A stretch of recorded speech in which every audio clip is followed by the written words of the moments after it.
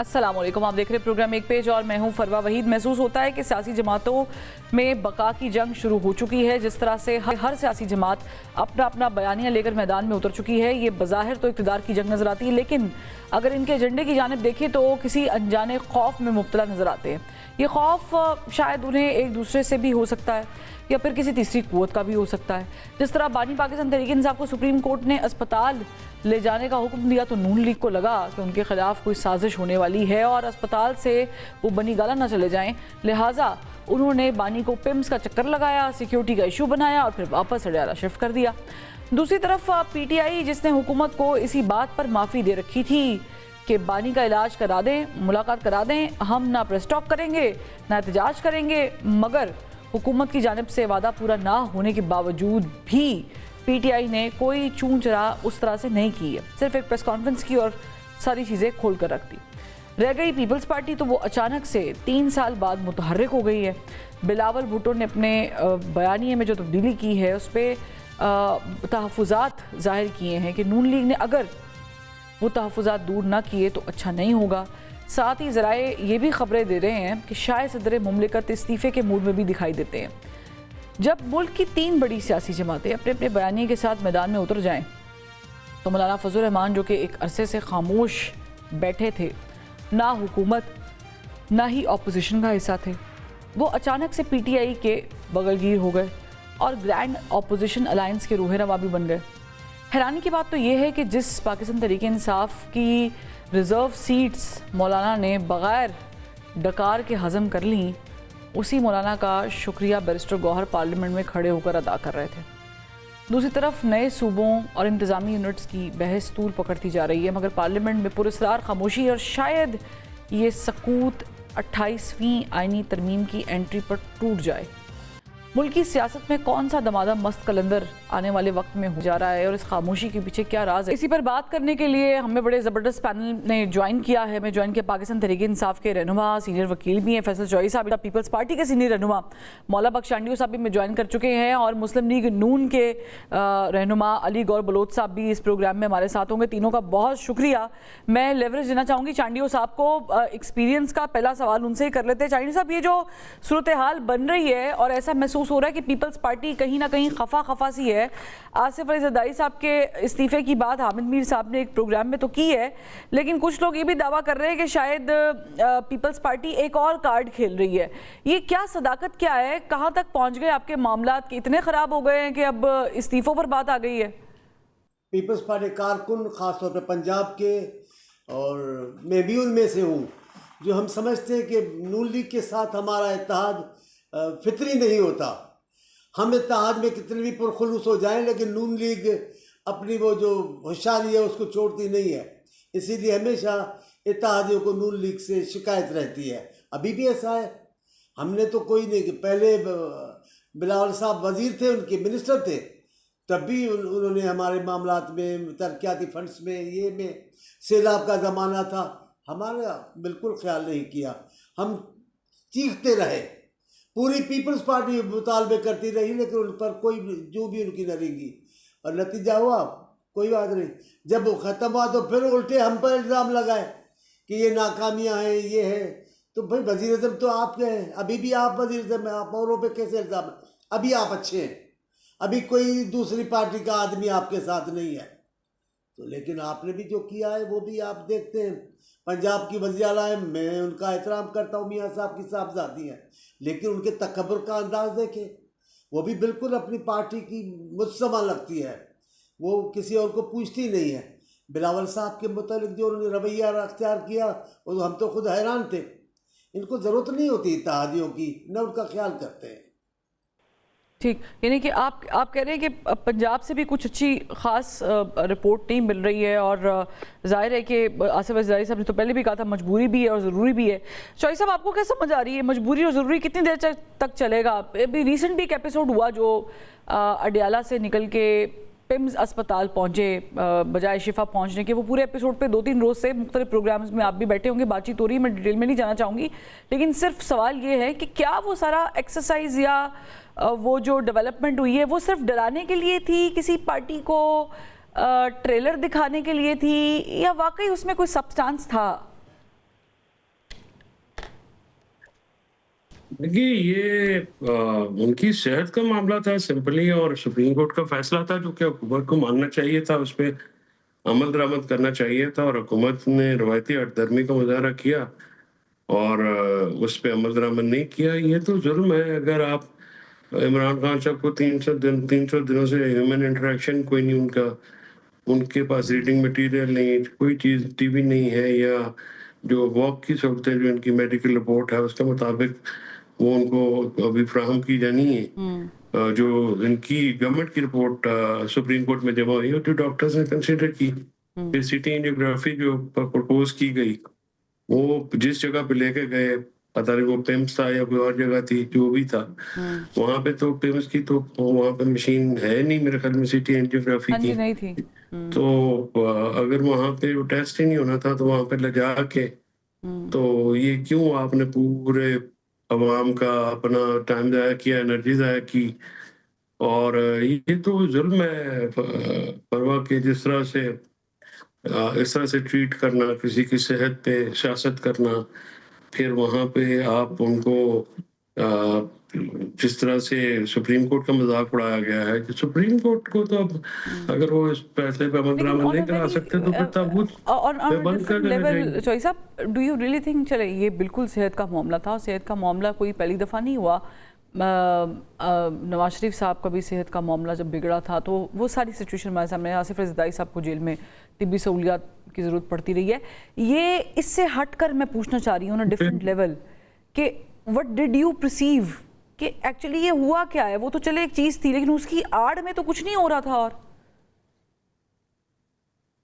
कमाल बात कर रहे हैं आप, मुझे तो समझ नहीं आई। एक तो आपने नवाज शरीफ और जरदारी साहब की सेहत, उनको तिब्बी सहूलियात मिली, नवाज शरीफ लंदन गए, आपको तो पता है, जी सब जी कुछ बिल्कुल, शॉर्ट 4 हिस्ट्री हफ्तों है। की बिल्कुल जमानत पे गए थे। जी 4 हफ्तों के लिए गए, फिर 4-5 साल आए ही नहीं वापस, और जो है वो पीओ डिक्लेयर हुए। जरदारी साहब जो है वो ज़ियाउद्दीन हॉस्पिटल में भी एडमिट रहे, और वो भी प्राइवेट हॉस्पिटल में। शर्जील इनाम मेमन जो है वो भी हॉस्पिटल हाँ, में उनका एडमिट दिल का रहे मसला। ज़ियाउद्दीन में। शाहिद खान अब्बासी की सर्जरी अल शिफा में हुई, व्हेन ही वाज इनकार्सरेटेड, उस वक्त वो कैद में थे। बहुत सारी मिसालें। तो ये जरदारी साहब और नवाज शरीफ साहब की जो सेहत के मामलात थे, उन पे नवाज शरीफ साहब के साथ, जरदारी साहब को तो नवाज शरीफ साहब ने कैद रखा हुआ था, वो तो उस दौर में कभी थे ही नहीं। तो उनको बाकायदा तिब्बी सहूलियात नवाज शरीफ साहब को मुहैया की गई सर्विसेज हॉस्पिटल में, फिर ये इत्तेफाक हॉस्पिटल में, फिर वो जहाज पे चढ़ के चले गए यहाँ से। तो ये उस वक्त इमरान खान ने उनके साथ अच्छाई की, नवाज शरीफ साहब उसका बदला नहीं दे सके, और जो अच्छाई का बदला नहीं दे सके अच्छाई के साथ, वो तो जी कोई मुनासिब लोग नहीं होते।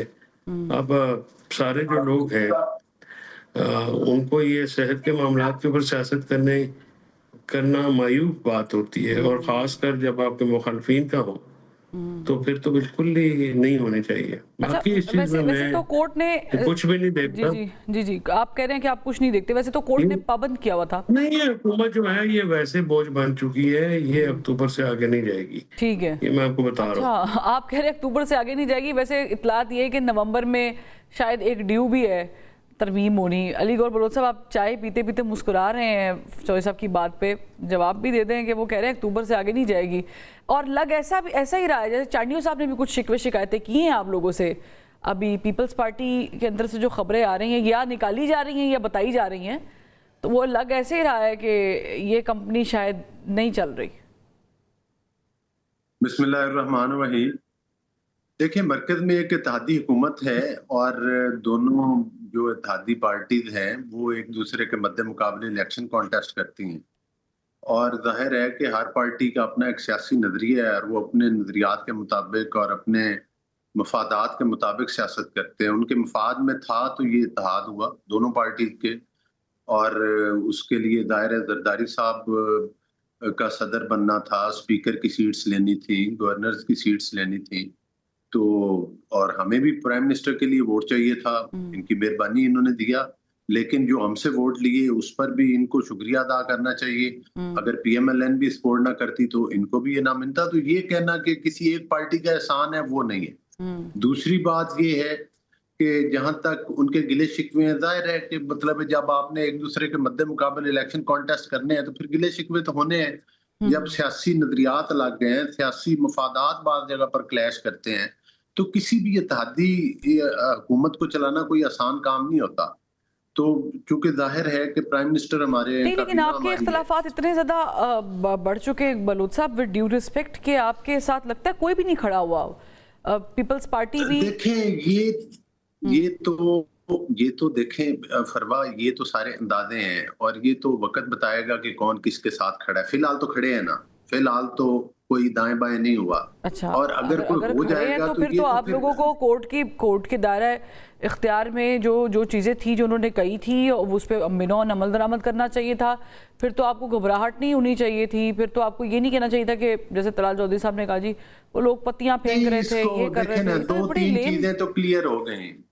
دو تین چیزیں تو کلیئر ہو گئی. ایک تو جو ڈنڈورا پیٹا جاتا تھا کہ بانی پی ٹی آئی کے فیملی ممبر کی ملاقات نہیں ہو رہی، وہ ان کی بہن کی بھی ہو گئی اور ان کی مطلب ڈاکٹر کی بھی ہو گئی اور ڈاکٹرز کے پینلز کی بھی ہو گئی. اور یہ بھی ثابت ہو گیا کہ حکومت نے آج تک جو یہ کہتے تھے کہ ان کی صحت بہت خراب ہے اور اس پر یہ سیاست کرتے تھے، اور خدا نخواستہ کسی نے کہہ دیا آنکھ ضائع ہوگی، کسی نے تو یہاں تک بھی کہہ دیا کہ خدا نخواستہ وہ دنیا سے چلے گئے ہیں، اس قسم کی گفتگو بھی کی گئی. وہ تمام چیزیں ایکسپوز ہوئیں اور ہمارے کہنے پہ نہیں، خود ان کی بہنوں نے جنہوں نے کہ سپریم کورٹ کے مطلب ہے کہ اس کی وائلیشن کی اور وہ پریس کانفرنس کی، انہوں نے تسلیم کیا کہ ماشاءاللہ صحت ان کی آنکھ بھی بالکل ٹھیک ہے تقریباً، اور باقی ان کا بلڈ پریشر ٹھیک ہے اور ماشاءاللہ ہی از فٹ. تو یہ ہم نے تو نہیں کہا نا، یہ تو خود ان کی بہنوں نے مطلب سر عام کہا ہے. اس کا مطلب ہے کہ جو حکومت علاج کروا رہی تھی وہ بہترین تھی. تو ظاہر ہے بانی پی ٹی آئی کے لیے کچھ سیکورٹی رسک ہیں، ظاہر ہے کہ وہ ایک پارٹی کے سربراہ ہیں اور اس لحاظ سے وہ جو پرائیویٹ ہاسپٹل ہے ٹھیک ہے، وہ مطلب ہے اس میں بہت زیادہ ایشوز تھے. آپ کہنا چاہ رہے ہیں کہ آپ نے جو کچھ آپ کی حکومت نے کیا ہے وہ بالکل ٹھیک کیا اور یہی بنتا تھا. مجھے تو آپ کی بات سن کے یہی بنتا تھا، اندازہ ہو وہ رہا ہے. دا بیسٹ تھا جو حکومت نے کیا ہے، وہ دا بیسٹ ہے. اور اس کے لیے ریویو میں بھی گئے ہم ان کی، ہم یہ چلے آپ ریویو میں گئے، لیکن پاکستان تحریک انصاف بھی توہین عدالت کی درخواست. ہاسپٹل میں بجلی نہیں تھی، وہاں پہ مشین کام نہیں کرتی، دوائی وہاں پہ نہیں ملتی، وہاں پہ سب گاڑی تھی، اور یہاں پرائیویٹ ہاسپٹل میں کچھ نہیں تھا.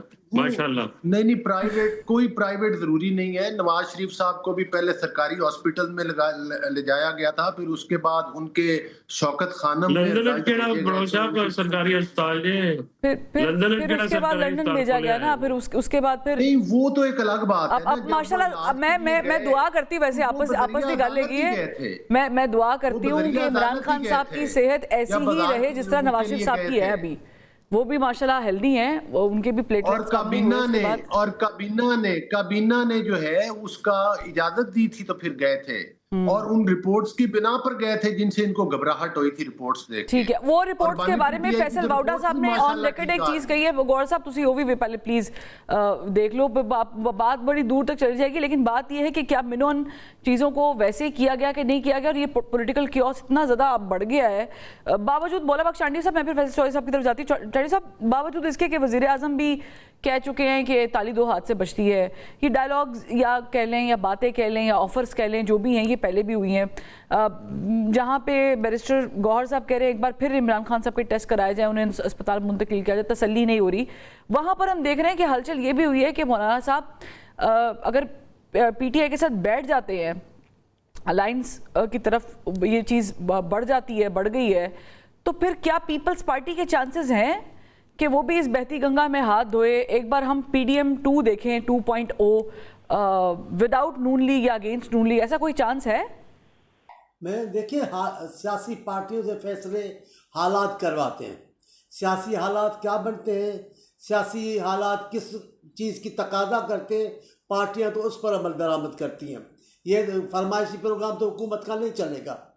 ہم نے تو حکومت میں مدد کی، ہر جگہ پہ ان کے ساتھ رہیں، لیکن ہم نے کہا وزارتیں نہیں لیں گے تاکہ آپ جب اترتے ہو اپنی ناکامیاں چھپانے کے لیے پھر دوستوں پہ الزام لگاتے ہو کہ فلاں وزارت، بھائی وزارت ابھی آپ کو آئی، اب آپ چلائیں.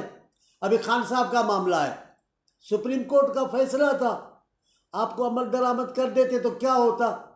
دیکھیں میں بتاتا ہوں، پاکستان کے استحکام کے لیے، معاشی استحکام، سیاسی استحکام، سب کے لیے ضروری ہے کہ سیاسی طور پر ہمارا ماحول اچھا رہے. میرا خیال ہے خان صاحب والے کوٹ کے معاملے پر عمل درآمد کیا جاتا تو کچھ حالات بہتر ہو سکتے تھے، لیکن ایسا نہیں ہوا. کیا وجہ لگی آپ کو؟ کیوں نہیں عمل درآمد کیا گیا؟ حالانکہ وہ تو کہہ رہے ہیں کہ ہم نے کیا، ہم نے تو اپنی طرف سے the best state of the art. ان کے منشور میں، ان کے ذہن میں، ان کے دل میں اتنی سی بھی جگہ اپنے مخالف کے لیے نہیں ہوتی ہے. بڑے تنگ دل ثابت ہوتے ہیں. اور میں ہمیشہ کہتا ہوں، میں آپ کے سامنے بھی کہہ رہا ہوں، ان کو علاقائی بڑا تکبر ہے. یہ اگر پاکستانی بن کر سوچے تو پھر تکبر سے کام نہیں لیں گے، لیکن ان کو علاقائی تکبر ہے. یہ سمجھتے ہیں ہم طاقتور ہیں، اور کسی صوبے کو وہ نظر میں نہیں لاتے، خاص طور پہ سندھ اور بلوچستان کو تو وہ کسی خاطر میں نہیں لاتے، اور نہ ان کی بات کو سنتے ہیں، نہ اہمیت دیتے ہیں. پختونخوا ان کی مجبوری ہو جاتی ہے، اس کی وجوہات ہیں بہت ساری. لیکن میں کہہ رہا ہوں، نون لیگ خاص طور پہ، نون لیگ کبھی بھی سیاسی استحکام کی طرف اس انداز میں نہیں جاتی کہ اس کے ساتھ مخالفین بھی ساتھ ہوں. اگر ان کو چلنا چاہیے. اور میں پھر برملا ایک بات کہتا ہوں، نواز شریف صاحب بطور وزیر اعظم کے اور شہباز شریف صاحب بطور وزیر اعلیٰ کے، اور ابھی بھی ایک دل بھی وفاق پاکستان کے نمائندے کی حیثیت میں اپنا چہرہ نہیں دکھایا. انہوں نے وفاق میں وزیر اعظم اور وزیر اعلیٰ بیٹھتے ہوئے بھی صرف ایک علاقے کی بات کی. میں تو شہباز شریف صاحب کا پانی کے معاملے پہ بیان بھول نہیں سکتا. جناب ہم یہ چلائیں گے، آپ کو جو چاہے کرنا ہے، ایسے تھوڑی چلے گا ملک. تو اگر حالات ایسے بن گئے، سر کوئکلی بتائیے گا، میں چوائس صاحب کی طرف جاتی ہوں. اگر حالات ایسے بن گئے تو پھر کیا ہم ایکسپیکٹ کریں کہ حالات و واقعات میں جس طرح مجبوری اور ضروری آپ نے نون لیگ کے ساتھ دکھائی ہے، وہی ضروری اور مجبوری والا فارمولا پی ٹی آئی اور دیگر کے ساتھ بھی ہو سکتا ہے؟ ہم مجبوری کی بات نہیں کرتے، جو حالات کی تقاضا ہوتے ہیں اس کے مطابق. یہ ہمارا طے ہے کہ ہم سیاسی استحکام چاہتے ہیں. سیاسی استحکام کے لیے جو بھی ہمیں کرنا ہوتا ہے، ہمیں تو تانے برداشت کرنے ہوتے ہیں، وہ بھی کر لیتے ہیں کہ سیاسی استحکام ہو. ابھی بھی بلاول صاحب نے، آصف صاحب نے بڑی دیدہ دلیری کے ساتھ، بڑی بے جگری کے ساتھ انہوں نے ایسے فیصلے کیے ہیں کہ ان پہ تنقید بھی ہوتی رہی ہے. لیکن ہم صرف سیاسی استحکام کی خاطر جو کچھ کرتے ہیں، ان کے ساتھ تعاون بھی کرتے ہیں، ان کی باتیں بھی سنتے ہیں. لیکن یہ میری رائے ہے اب جو کہہ رہا ہوں. چوئی صاحب، چائنی صاحب کی بات بڑی معنی خیز ہے. سیاسی حالات ایسے ہوتے ہیں، سیاسی حالات کی وجہ سے پی ڈی ایم تشکیل دی گئی، سیاسی حالات کی وجہ سے مولانا فضل الرحمان صاحب پھر الگ بھی ہوئے، ناراض بھی ہوئے. سیاسی حالات ہی تھے جو پی ٹی آئی کو یہاں پر لے کر آئے. اب آپ کو ان سیاسی حالات کی گنجائش میں جو گفتگو بھی چائنی صاحب نے کی ہے، کوئی لگ رہا ہے کوئی اس طرح کا کوئی بڑا جسے کہتے ہیں کہ موومنٹ یا اس طرح کی کوئی بڑی الائنس جس میں پیپلز پارٹی بھی شامل ہو جائے، ٹھیک اسی طرح جس طرح ہم نے 2022 میں دیکھا تھا؟ دیکھیے، جب شپ ریک ہونا شروع ہو جاتا ہے، یعنی ٹوٹنا شروع ہو جاتا ہے، ڈوبنا ہو جاتا ہے، تو پھر جہاز سے لوگ اترتے ہیں، چھلانگیں مارتے ہیں اور اپنی جان بچاتے ہیں. یہ سیاسی جماعتیں جو ہیں ظاہر یہ دیکھ رہی ہیں کہ نون لیگ کا جو یہ جہاز ہے یہ ڈوبنے والا ہے. مولانا صاحب کی جو گفتگو ہے، اور خاص کر ان کی جو تقریریں آ رہی ہیں پچھلے کوئی 2-4 ہفتوں سے، بہت سخت ہیں اور بہت حقائق پہ مبنی ہیں. اور بلاول صاحب کی یہ بات بڑی خوشائند بھی ہے. میں سمجھتا ہوں کہ پی ٹی آئی کو اس پہ عمل درآمد کرنا چاہیے اور فوراً پارلیمانی کمیٹیوں کو جوائن کرنا چاہیے. وہاں پہ حکومت کو سسٹم میں پارلیمنٹ کے اندر رکھ کے جو اپوزیشن ایک نظر نہیں آتی تھی وہ کرنی چاہیے، اور ایک جوائنٹ اپوزیشن کا ایک الائنس جو ہے وہ بنے گا. اس سے اور حکومت جو ہے اس کی پرابلمز میں آپ دیکھیے کافی اضافہ ہو چکا ہے اور بہت سارا اضافہ ہوگا. اور جو میں تاریخ کا بار بار میں آپ سے ذکر کر رہا ہوں، اس کے پیچھے بھی یہ وجوہات ہیں. جس طرح سے پیپلز پارٹی کو کارنر کیا گیا ہے اتحادی ہونے کے باوجود، ان کی بہت ساری چیزوں کے اوپر آنکھیں بھی دکھائی جاتی ہیں، ایم کیو ایم کے ذریعے ان کو بلیک میل بھی کیا جاتا ہے.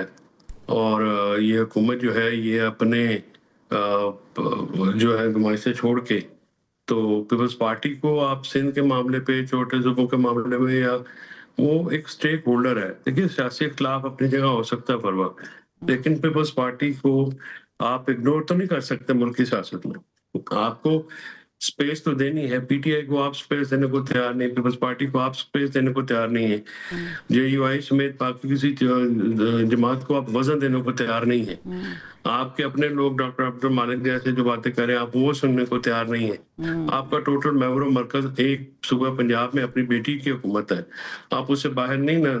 पाकिस्तान को 3 दफा इस मुल्क ने वज़ीर आज़म बनाया है नवाज शरीफ साहब को, और उन्होंने कभी भी पाकिस्तान को बदले में कुछ भी नहीं दिया, और उन्होंने हमेशा अपनी जात की बात की, खानदान की बात की, और अब उनकी साहबजादी की बात हो रही है।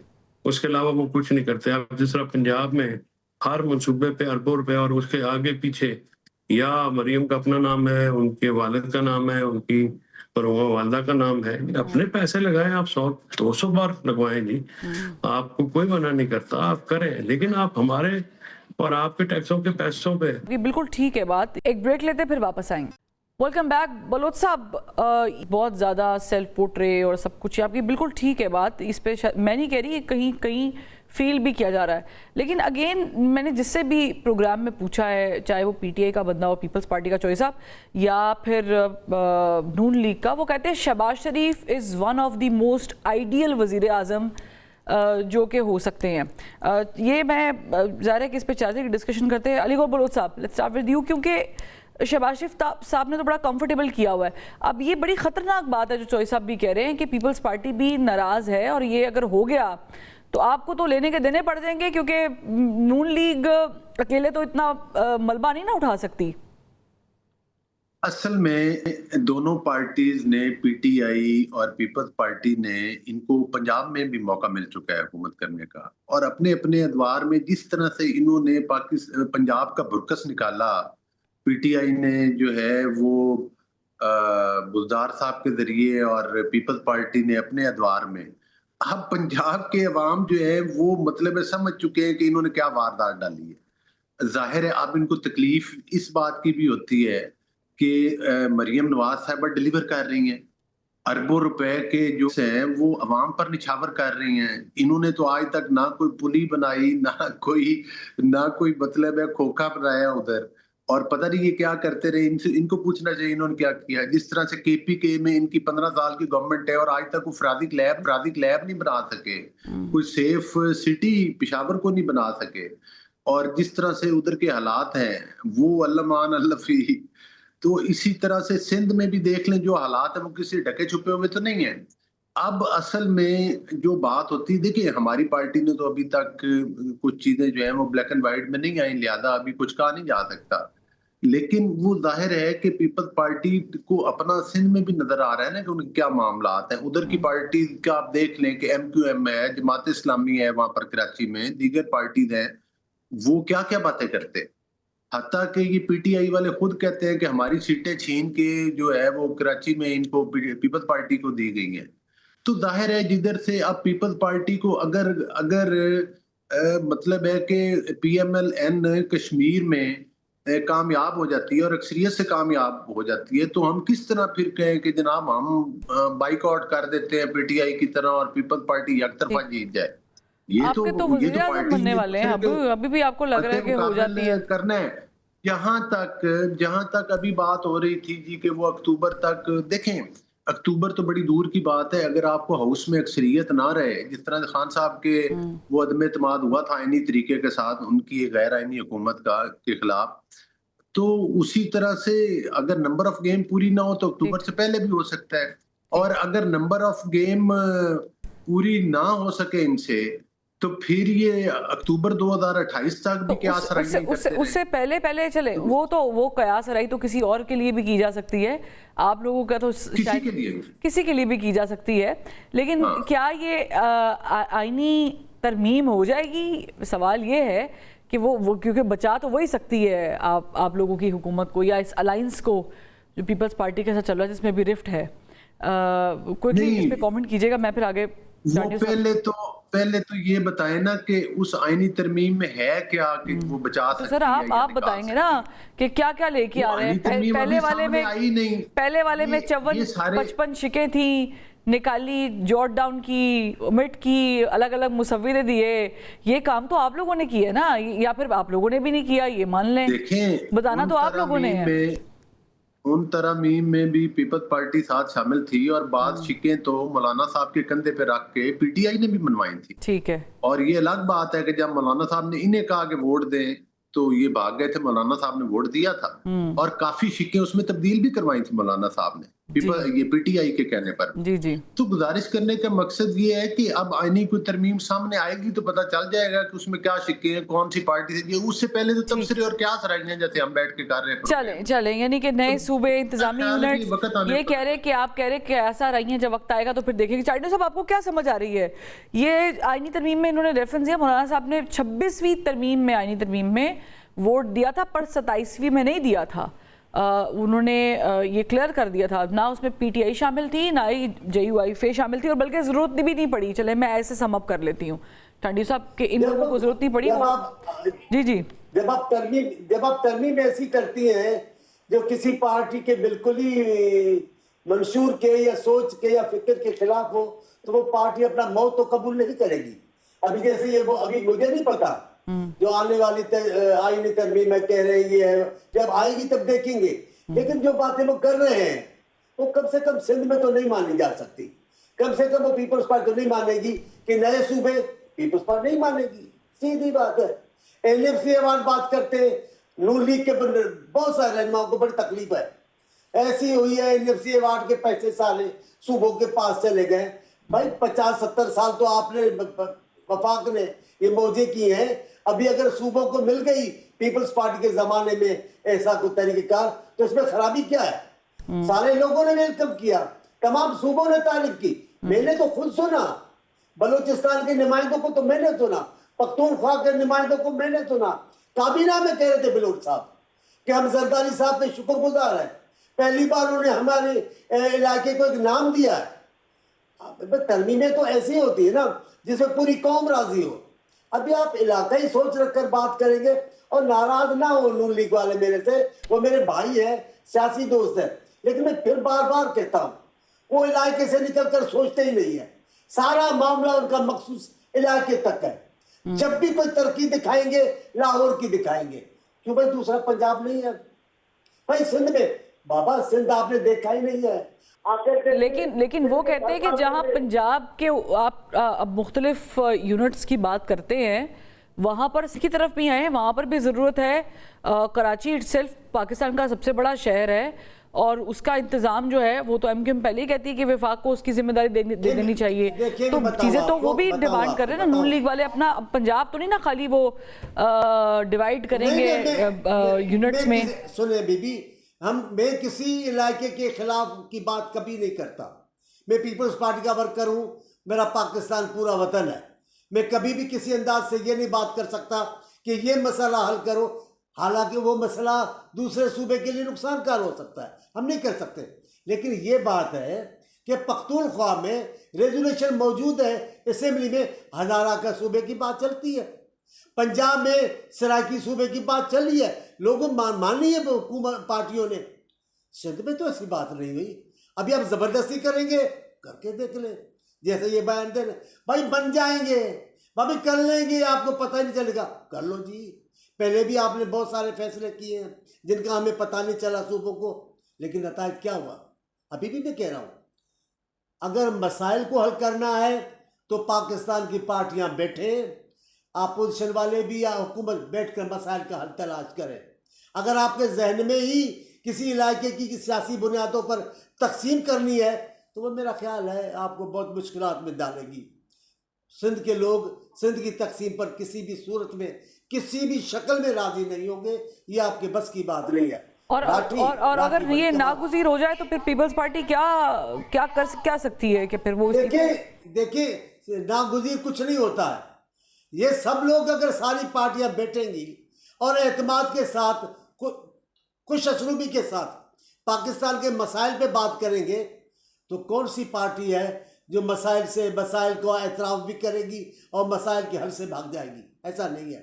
جو حل نظر آئے گا متفقہ، قابل قبول، قابل عمل، وہ تو سب مانیں گے. ہم بھی مانیں گے، کیوں نہیں مانیں گے؟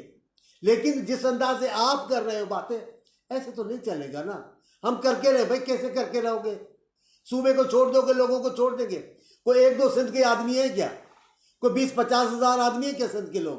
ٹھیک، یعنی آپ کہنا یہ چاہ رہے ہیں کہ وہ شعر ہے نا کہ تم سے پہلے جو شخص یہاں تخت نشیں تھا اس کو بھی اپنے خدا ہونے پہ اتنا ہی یقین تھا.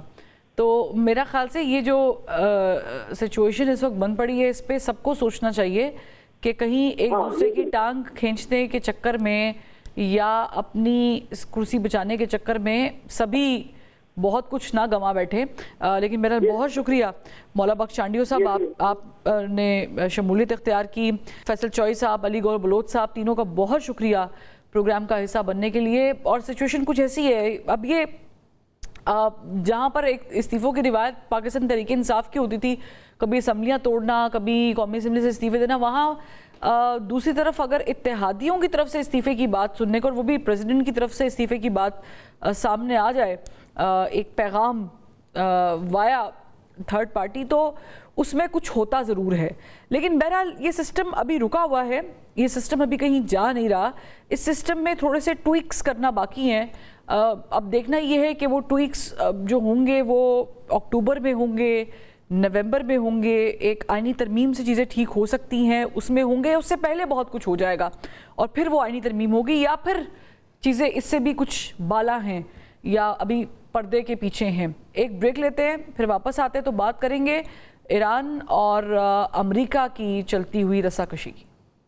ویلکم بیک ناظرین. ایسا لگ رہا ہے کہ کچھ بریک تھرو ہونے جا رہا ہے. ایران اور امریکہ کی جنگ میں بہت ساری کروٹیں، بہت سارے نئے رولز گیم کے سیٹ کیے گئے ہیں، لیکن کسی بھی ایک رول پر کوئی بھی عمل درآمد کرنے کو تیار نظر نہیں آتا. جس معاہدے کی پاسداری نہیں کی گئی تھی، اب شاید لگتا ہے کہ اس معاہدے کو ہی کنٹینیو کیا جائے گا. لیکن کیسے اور کیا دونوں پارٹیز ایک بار پھر آپس میں بیٹھیں گی یا نہیں بیٹھیں گی؟ کیونکہ ایران کا بڑا سخت سٹانس ہے، جہاں پر اس کا یہ ماننا ہے کہ خطے میں جتنے بھی امریکہ کے اڈے ہیں مشرق وسطیٰ میں وہ ختم ہونے چاہیے. اور امریکہ کو بھی شاید یہ لگ رہا ہے کہ اسے کہیں نہ کہیں بہت بھاری نقصان ہو گیا ہے. وہیں پر پاکستان بھی یہ کوشش کر رہا ہے کہ دونوں فریقین کے درمیان جو یہ آگ لگی ہوئی ہے یہ کسی طرح ختم ہو جائے. ہمارے ساتھ گفتگو کرنے کے لیے پروگرام میں ہم نے شامل کیا ہے، دعوت دی ہے سردار مسعود خان صاحب کو، سابق سفیر ہے، سابق صدر آزاد کشمیر. سردار صاحب بہت شکریہ وقت نکالنے کے لیے. امریکہ ظاہر ہے کہ ایران کو معاشی طور پر کمزور کر رہا ہے، لیکن خود بھی کمزوریاں اس کی کافی ابھر کے سامنے آ رہی ہیں. اس وقت فیلڈ مارشل سعید آصف منیر تہران پہنچے ہیں، وہاں پر موجود ہیں. محسن نقوی صاحب اس سے پہلے بھی ٹور کر چکے ہیں. کہا یہ جا رہا ہے کہ بہت ہی اہم یا اہمیت کا حامل ہے فیلڈ مارشل کا یہ دورہ، کیونکہ اس سے پہلے محسن نقوی صاحب پیغام رسانی کیے جا رہے تھے. اس بار کیا آپ کو لگتا ہے کوئی بریک تھرو ہو رہا ہے؟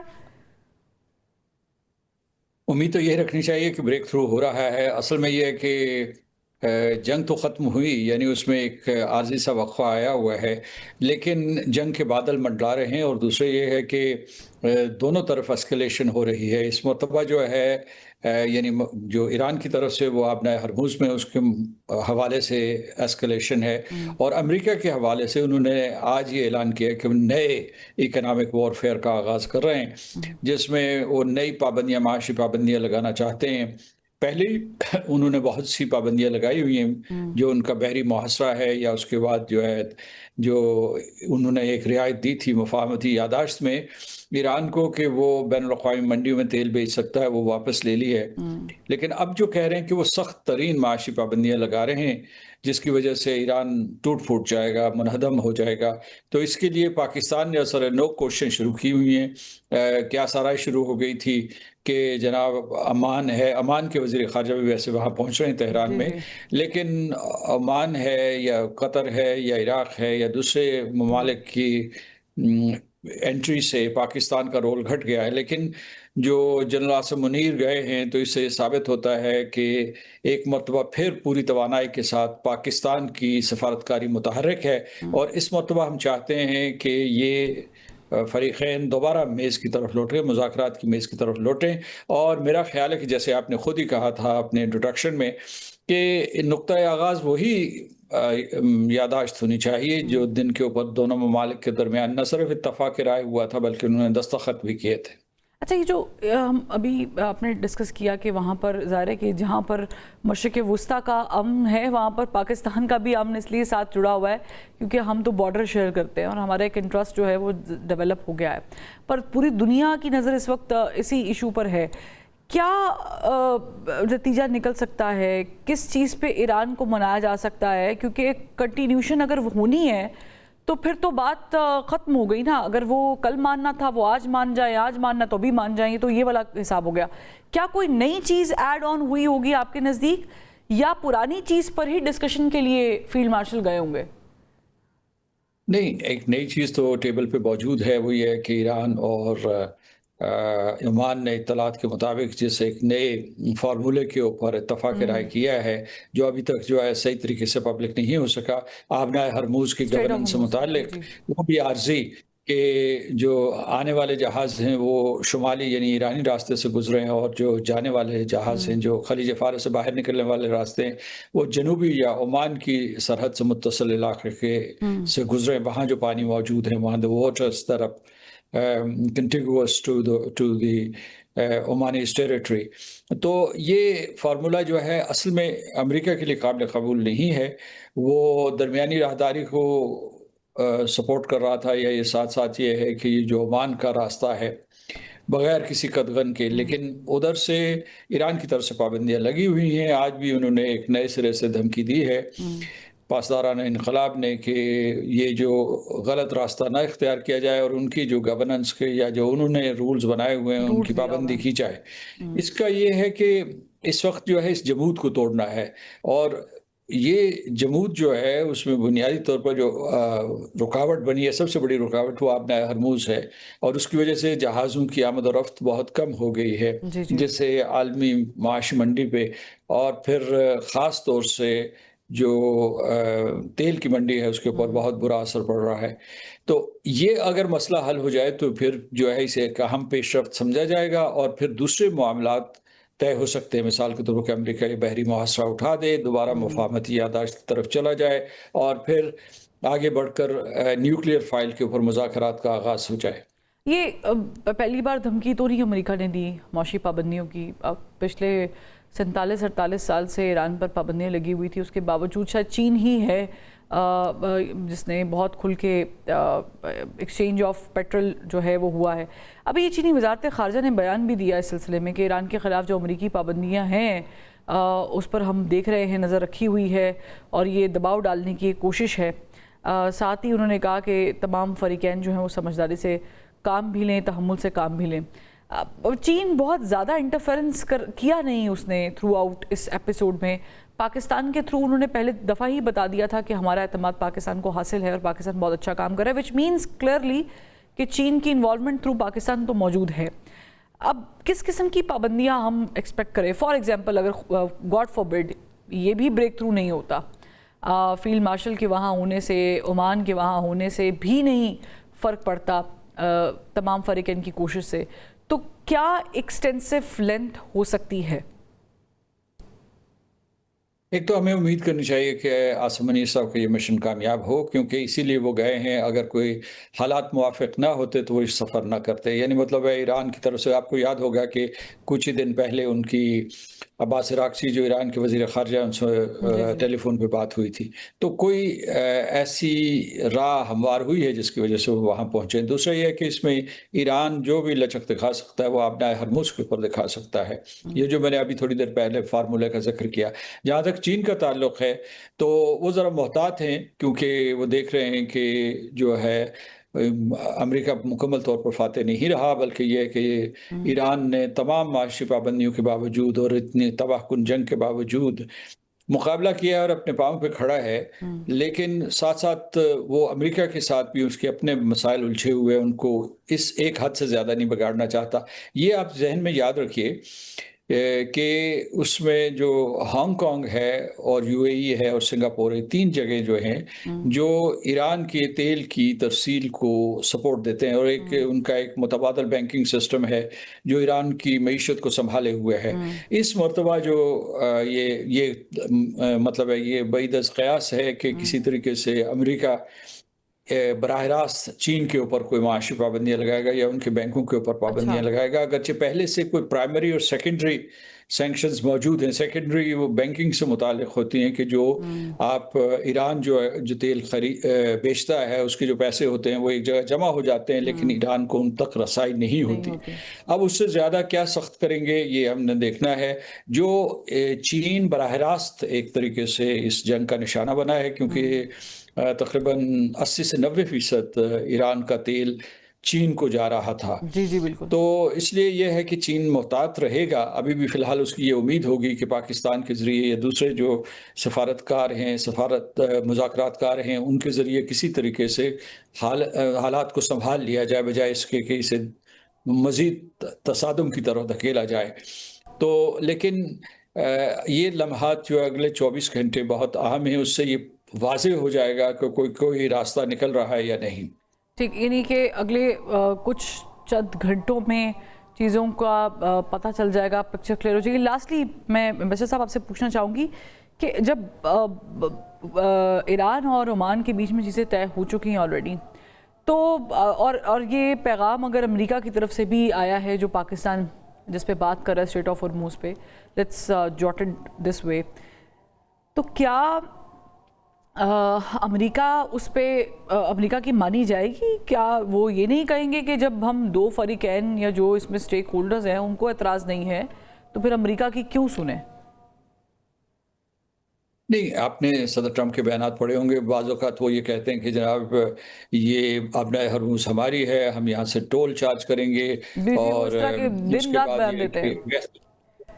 جی وہ دن رات الگ الگ بیان دیتے ہیں۔ جی نہیں، اس کو غیر سنجیدگی سے نہ لیجئے، کیونکہ ایک طریقے سے جو اگر آپ دیکھیں کہ خلیج فارس میں جو ادھر جو جنوبی سرحد ہے، جنوبی ساحل ہے، اس میں امریکہ کے بہت بڑے بڑے فوجی اڈے موجود ہیں۔ یعنی مطلب قطر میں جو ہے ان کا بہت بڑا فضائی اڈہ موجود ہے اور فضائی اثاثے موجود ہیں۔ بحرین میں ان کا 5th فلیٹ موجود ہے۔ اسی طریقے سے کویت میں ان کی فوج موجود ہے، اور باقی جتنے بھی ممالک دیکھ لیں، سعودی عرب میں جو ہے ان کی بہت بڑی پریزنس ہے۔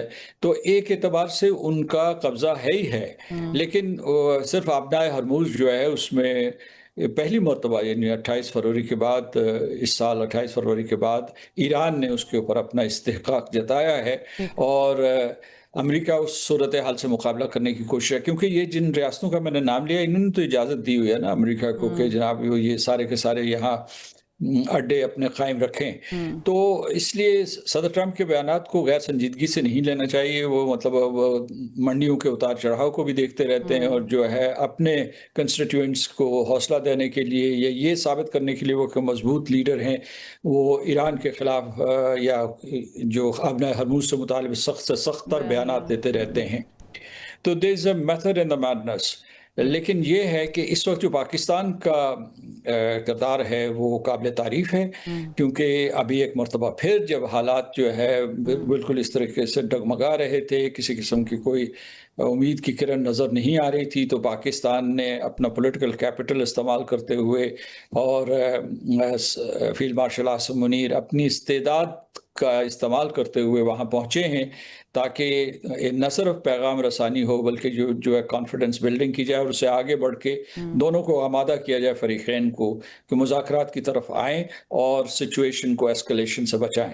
اللہ کرے کہ ایسا ہی ہو اور کوئی اچھا خبر جو ہے وہ سننے کو ملے، کو بریک تھرو ہو۔ بہت شکریہ سردار مسعود خان صاحب، سابق سفیر، سابق صدر آزاد کشمیر، ہمارے ساتھ موجود تھے، سابق مستقل مندوب اقوام متحدہ۔